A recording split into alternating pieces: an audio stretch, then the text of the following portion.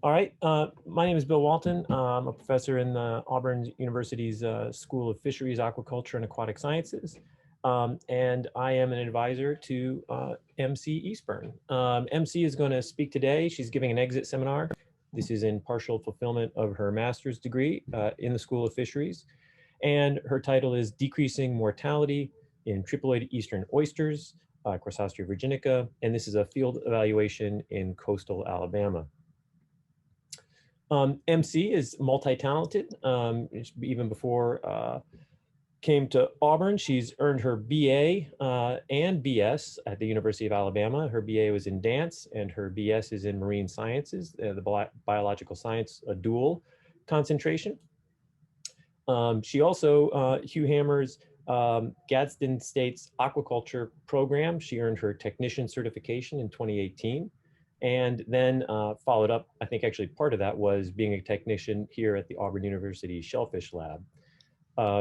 MC impressed everyone here, and so we actually brought her on as a graduate student beginning in January 2019. After MC finishes up her degree, she is, we celebrate Mardi Gras down on the coast. This is MC celebrating Mardi Gras. After completing her degree, MC is starting almost immediately as the hatchery manager for Pensacola Bay Oyster Company. And this is really aiding the transition of the industry to reliance upon private hatcheries. And we look forward to having MC as a colleague here. So with that, MC, I'm gonna mute myself and turn this over to you. You should be able to share your screen. Triploid production in oyster aquaculture has been well established for many decades because it can offer several benefits to increase a farmer's productivity. Triploids contain an extra set of chromosomes that make them non-reproductive, and this sterility allows them to use their energy for somatic growth instead of gametogenesis, and thus allows them to retain their meat quality instead of maintaining their growth advantages. And through continuous efforts to improve polyploid technology and procedures for use in aquaculture, the tetraploid oyster was successfully produced for triploid production. The most common spawning method for commercial hatcheries is through thermal shock that triggers the release of gametes. And the eggs from diploid females are crossed with the sperm from tetraploid males to produce triploid oysters. And this table gives you a rough estimate of commercial triploid numbers. The AUSL numbers are from the last production year in 2017. The Hooper Island and Cherrystone numbers show you their estimates from 2017 to the last current season in 2020. The oyster aquaculture industry is increasing globally, but not without challenges, especially in summer mortality. It's been well reported for several decades, dating back to the 1940s, and it's been observed in several species across different countries from France, Japan, and the West Coast of the United States. The cause of these mortalities is unclear, but it's been speculated to be a combination of rising temperature and decreasing salinities during the summer spawning months. And it was thought that the oysters may not be physiologically capable to withstand these conditions during the metabolically demanding summer months. And so in recent decades, additional reports from Chesapeake Bay farmers have said that 85% of their crop was lost. And these were unique in that they were labeled a triploid mortality event and not just a summer mortality event. They were unusual in that there was no pathological or environmental link to the event. And they've seen similar events in Pacific oysters, Crassostrea gigas. So this led to questions of triploid oysters being more sensitive than diploids. Wadsworth found that regardless of site, triploids did experience higher mortality than diploids. And similarly, Bodenstein found that farm handling techniques can increase cumulative mortality. However, the triploids still experience higher mortality than the diploids. And so there have been solutions sought through selective breeding. Calum found that in the Chesapeake Bay, maternal contributions can impact triploid performance, and it was not recommended that triploids be grown in low salinity sites. Additionally, Matt explored paternal contributions through 2 different tetraploid lines as a solution to this triploid mortality, but despite the distinct lineages of the experimental oyster lines, there were no differences. Before you go on, So people are I'm not sorry. seeing these slides advance on their screen. Oh, dang it. Okay. Bless you.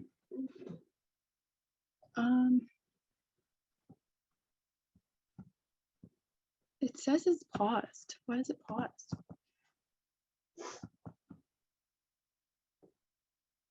I just asked, can people hear us?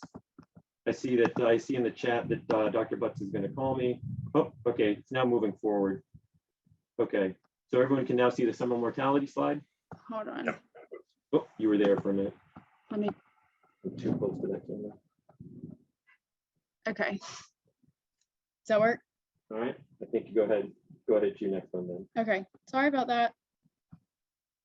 So after lines had been selected for, there's been suggested discrepancies in the performance aspects when lines that are selected outside of their areas that they perform differently. And so it was suggested that possibly selecting for one population environmental condition could affect their performance, and it was not a overall recommendation to select for one environment. So with this in mind, we made a goal to try and increase triploid performance in the Gulf of Mexico. And despite the industry being relatively new here, we are experiencing similar issues. And so to reach our goal, we asked two important questions. Can we increase triploid performance by selecting wild broodstock from 3 different populations?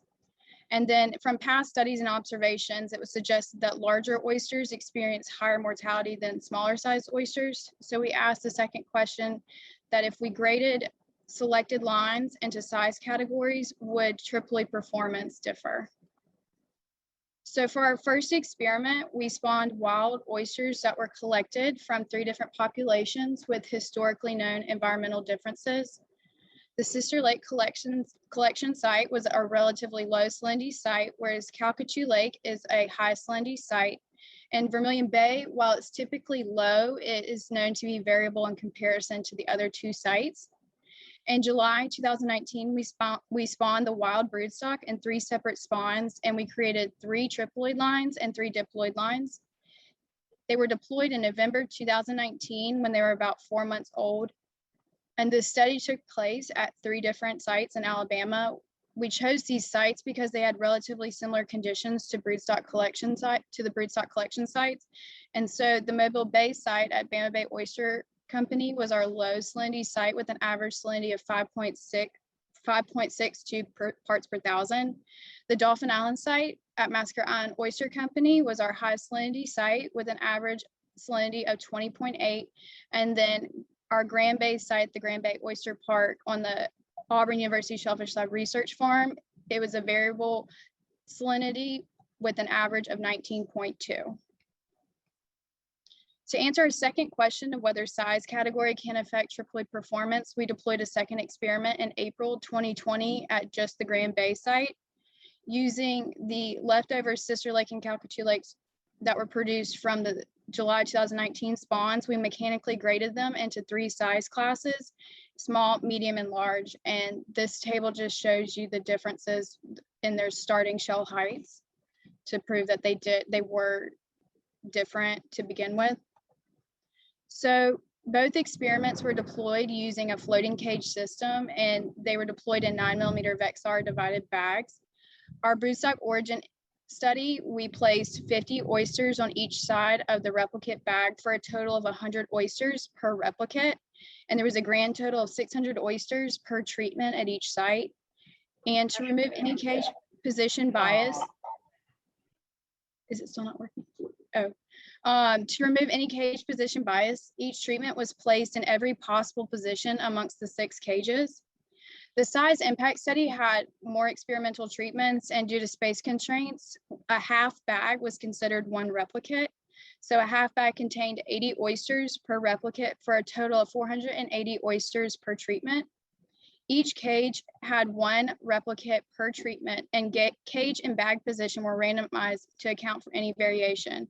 In our statistical model, we use cage as a random block effect to take care of this variation. Temperature and salinity were monitored daily at each site through HOBO data loggers. They were replaced every 2 to 3 weeks to prevent any biofouling on the devices. And monthly data collection included mortality counts and shell height measurements. The monthly samples for the broodstock origin study started in January 2020 and was concluded in September 2020. The size impact sampling began in April 2020. It was collected as the final collection was in November 2020. The data analysis for this study included data from April to September because we lost replicates from hurricane damage after Sally and Zeta. And then we also did quarterly sampling where we took oysters in March, June, and September and sent them to the LSU Food and Animal Sciences Lab for condition index and dermo disease infection analysis. Because of COVID-19 restrictions, size impact samples were only taken during November after their final collection. These were the equations we used to calculate interval mortality, cumulative mortality, and growth rate. And this figure just shows you how we measure shell height. It's the maximum length between the hinge and the bill on the oyster. So I broke down the results into both studies, starting with the broodstock origin study. And based on previous research, we assumed that sites would cause differences in our results. So we analyzed our response variables within each site and not across them. So to begin, this is our temperature, our daily temperature and salinity data. Just keep in mind that during the spring and early summer, salinities are relatively low at the 3 sites, coupled with rising temperatures as well. So for cumulative mortality, triploids experience higher mortality than diploids across all sites, despite the broodstock origin differences. And Mobile Bay experienced the highest cumulative mortality, most likely due to those stressful environmental conditions. And because of this, we did terminate the site after the June 2020 sampling. And so we saw a spike in interval mortality from March to April. And for any graphs that look at like this, I want to point out that the lighter colored bars are the triploid treatments and the darker bars are the diploid. And for interval mortality, our y-axes are different to show you these elevations in mortality. So at all 3 sites, the triploids did experience higher interval mortality during this time. At Mobile Bay and Dauphin Island, the Vermilion Bay had lower mortality than Sister Lake and Calcasieu Lake, which did not differ from each other. And at Grand Bay, the Vermilion Bay oysters experienced significantly higher mortality than Sister Lake and Calcasieu Lake. We did see a second spike in August to September in interval mortality. However, at Grand Bay, there was no effect of broodstock origin or ploidy or any interactive effects of the 2, whereas at Dauphin Island, we saw that triploids did experience higher mortality than diploids. So here's the growth for Mobile Bay. I broke it down into intervals to show you the trends prior to the extreme mortality in March. And you can see that until May, the triploid sister lakes had clear growth advantages, not only to its diploid half siblings, but to all other treatments. And so we found that there were no significant differences between triploid and diploid growth rates, but sister lakes had significantly higher growth rates than Vermilion Bay. We did not see any other differences between the broodstock origins. For growth at Dauphin Island, broodstock origin and ploidy had an interactive effect. At triploid Sister Lake and triploid Vermilion Bay oysters had the highest growth rates, while Calcasieu Lake treatments did not differ from each other or the other 2 diploid treatments. This is important because the Dauphin Island site is considered our high salinity site, but there was no growth advantage to the high salinity selected line. Growth at Grand Bay was significantly different across broodstock origins, regardless of ploidy, with the Sister Lake oysters experiencing having higher growth than the Calcasieu and Vermilion Bay oysters. So we use condition index to assess meat quality and yields in bivalves and determine how well they utilize their internal shell cavity for the somatic and gonadal growth. And so we expected it to decrease over time. However, at Mobile Bay, it did increase, but this is most likely due to the stressful events in the temperature and salinity triggering the animals to put on somatic growth instead of going through gametogenesis. But at Dauphin Island and Grand Bay, we did see the expected decrease in condition. In September, the triploids had significantly higher condition than diploids, and this was also true in June and September at Grand Bay. With the low salinity sister lake progenies having significantly higher condition than the Calcasieu Lake, but Vermilion Bay did not differ from each other in September. And this just further provides support for triploids maintaining a higher meat quality and condition compared to diploids throughout the summer months. Dermo disease is caused by the parasitism of Perkensis marinus, which is usually occurring in the digestive tract and is transmitted through deterioration of tissues from the infected oysters in the water column. And dermo is one of the most prevalent oyster diseases in the Gulf Coast, and it's known to have severe effects on wild oyster populations. And these effects are sublethal with the reduced growth and reproduction, but it ultimately leads to high mortality in the wild populations. And so at all three sites, we did experience an increase in infection intensities throughout the study, but they did not reach levels that provided us any explanation for the mortalities in our study. There was no effect of broodstock origin, ploidy, or interaction of the two on derma infection intensities at Dauphin Island during any of the sampling months. At Grand Bay in June, the sister lake oysters had significantly lower infection intensities than Calcasieu and Vermilion Bay. The triploid Vermilion Bays had significantly higher infection intensities than triploid Calcasieux in September, but we did not see any other significant interactions. So for our data analysis for the size impact study, we did not compare across the two broodstocks, but instead analyzed our response variables within each broodstock.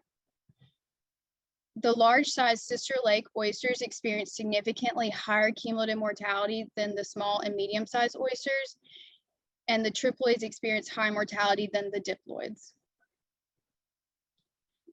Triploids and Calcasieu Lake oysters experienced significantly higher mortality, but there were no differences between the size categories. We observed a spike in mortality, an interval mortality for both Sister Lake and Calcasieu Lake oysters from April to May. The size and ploidy effect was interactive in the Sister Lake oysters, with diploid larges having significantly higher mortality compared to the diploid smalls. Triploid Calcasieu Lake oysters experienced higher mortality than diploids from April to May, but there were no differences between the size categories. The sister lake daily growth rates were significantly different across size categories, regardless of ploidy, with small sized oysters having significantly higher growth than the other two. Size and ploidy had an interactive effect on growth rates in Calcasieu Lake oysters. The small sized triploid oysters grew significantly faster than all other treatments, with diploid larges growing significantly slower than the other treatments. And there was no differences between the diploid small and mediums and the triploid medium and larges. Condition index in November for Sister Lake and Calcasieu Lake oysters was significantly impacted by size category, regardless of ploidy. The small size Sister Lake oysters had significantly higher condition index than both medium and large size oysters, and the medium oysters had significantly higher condition index than large size oysters. Similarly, in the Calcasieu Lake oysters, smalls were significantly higher than both medium and large. Size category and ploidy did have an interactive effect on dermo infections in Sister Lake oysters. Diploid larges had significantly lower dermo infections than triploid smalls. However, there was no other significant differences between the treatments. While size category and ploidy had a significant effect on Calcasieu Lake oysters, there was no interaction of the two, and triploids had significantly lower infections than diploids, and the infections in the small size oysters were not significantly different from medium or large size oysters. However, the mediums experienced higher infection intensities than the large. So to wrap this all up, we did not find a significant effect of broodstock on triploid mortality, but we did see that it can affect other aspects of performance like growth, condition index, and dermo disease infections. And overall, triploids experience higher mortality regardless of broodstock origin. So the size category effect on mortality was seen in the sister lake oysters, and this could possibly be due to more of the selected line because we did not see it in the Calcasieu Lake oysters. And as a result from our Mobile Bay site, the severity of mortality can be site dependent. And with all of this, we believe that selected lines could improve performance when they're selected from local populations. However, further research is needed to determine better populations for the selections. We did not see major advantages from our selected broodstock. So with all that said, I owe many special thanks to the Auburn University Shellfish Lab for their efforts in monthly sampling and gear deployment. Thank you to the LSU Food and Animal Sciences Lab for processing my samples even in the middle of a pandemic. Thank you to National Sea Grant for the funding of this research. An additional thanks to the late Miss Dottie Lawley at Bama Bay Oyster Company and Tyler Myers at Masker Island Oyster Ranch for allowing me to use their farms for this research. And with that, I will open up to any questions. We've got a number of people online, but we'll start with folks. Anybody in the room have a question for MC? MC has threatened everyone about asking questions, so people online may not have been threatened that way. So does anybody? You should be able to unmute yourself and ask questions, or you can type it into the chat if you prefer.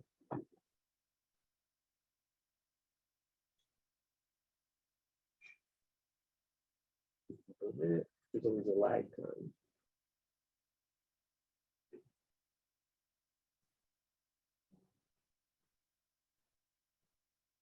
I'll ask a question. MC, do you think, looking at the dermo at your sites for Perkinsus marinus, the levels started to get pretty high towards the end? Mm-hmm. Could that explain, was there any mortality at that time? Could that be associated with, I know you had a primary pulse of mortality in April, was it March, April? Mm-hmm. So did you get additional mortality towards the end? Yes, we got for animal mortality in August and September. We did see that the dermo infections did increase at this time. So it could be possible that these mortalities could be a result of this infection, but we would need to look at them further to say for sure. Hi, Mary. This is Anita Kelly. Hi. Nice presentation. I have a question that's kind of a little bit different. Is there any way that you can treat or control the disease outbreak you were having in these oysters? So there have been lab challenges and field challenges using freshwater events. Dermo is known to be a high salinity disease, and it proliferates usually during the warm temperatures. And so it's thought that regular pulses of low salinity waters can be used as a management tool. If they're within 3 weeks, probably not any more than that. It's been shown to not completely eradicate the pathogen, but decrease it significantly.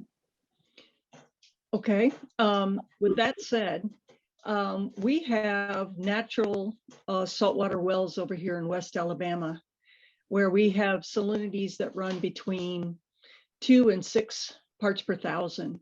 Do you think that they could raise oysters over here? Good question. I think it would be really awesome if you could. I think it would depend on your water chemistry to see if the minerals and the nutrients in the water are ideal for culturing the oysters.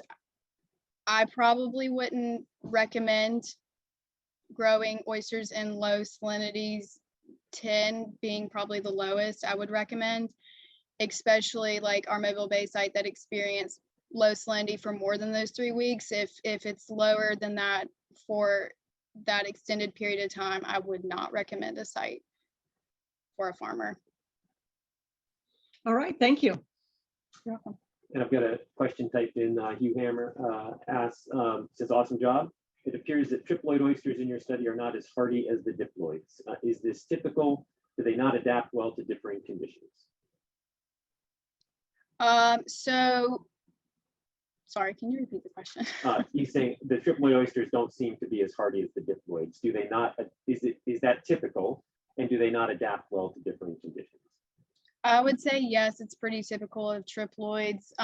The understanding of it is not as clear. It could be a result of their physiological capabilities in adapting to these different environments.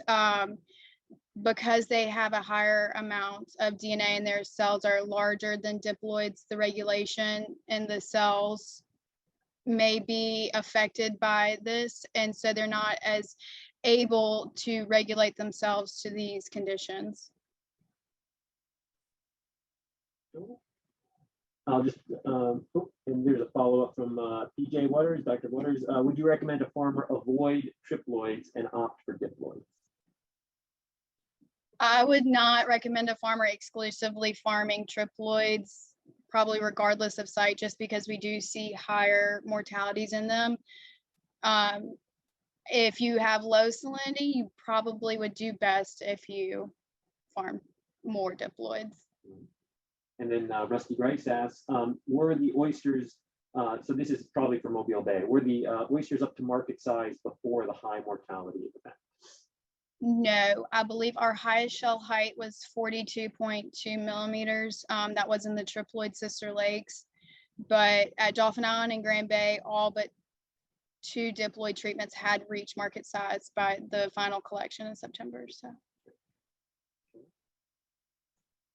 all right. Seeing no other questions, I'll just remind folks again, I'll put the link in the chat there, and folks here in the room, if you in the email that went out, there's a Qualtrics link. It's important to the school that we evaluate exit seminars, so please do take a minute and do that and give us some feedback. Thanks, MC. Thank you to everyone for attending, and we're going to ask folks to step on out, and we'll take a break, and then we'll come back and do your committee meeting. Thank you, everyone. thank you.